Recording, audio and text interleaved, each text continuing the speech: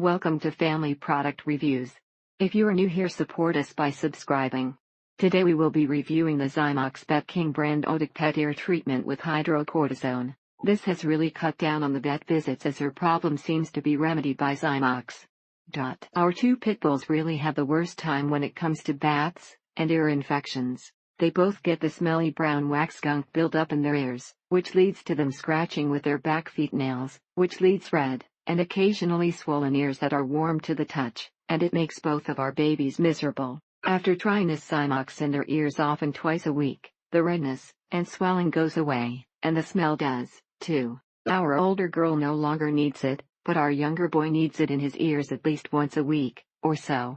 By the 10th day, her ear infection was gone, and her ear was back to normal. After day 3 this head shaking was much reduced, and the amount of gunk on the cotton squares was reduced by at least 50, decreased to 3x a week for the second week, but his ears are not smelly, he shakes his head very infrequently, and the amount of ear gunk is at least 75 reduced. His ears were red with irritation, and the poor little guy hated his ears touched. Within a week the scratching was almost non-existent, and the blackhead-looking things in her front armpit was fading away. At first it does make the ear really gross looking, as it says not to clean it beforehand. The rash that was raised, and clearly visible on the inside of each ear flap has also almost completely cleared up as well. The direction says specifically not to clean the ears with other products, or get water in them. There is an enzyme in it that probably eats the bad bacteria. He eats a special diet, gets medicated baths, and gets coconut oil rub downs, but the skin problem persists,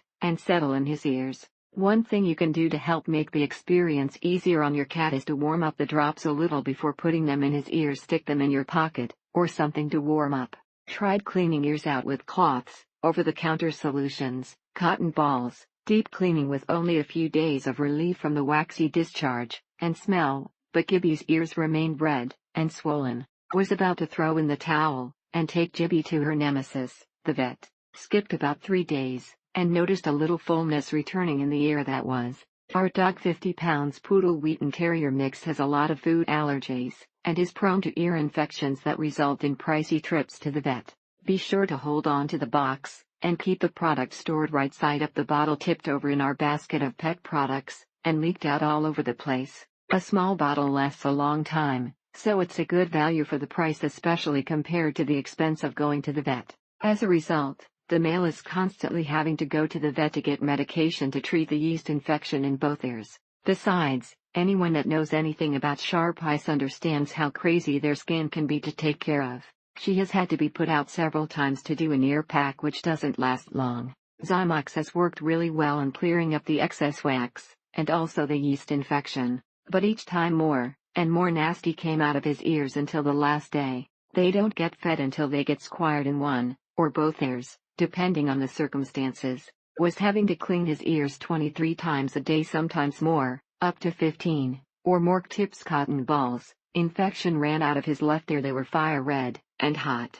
Zero treatment for the recommended 14 days, then switched to the ZYMOX ear cleanser for weekly cleanings. You cannot imagine the amount of black gunk that came out of her ear every week. She no longer salivates constantly, and her chin has healed up considerably, with the help of some soothing kitty skin cream. It's day 5, and her ears are no longer red and swollen. She is not shaking her head, and she smells so much better. His ear was extremely red, inflamed, and the poor guy always had that one ear lowered, and was always shaking his head and scratching his ear. So they recommended that they run a swab test and a lab cytology ear to determine what it was. At the end of the day, is it worth it to go to the vet and be absolutely sure?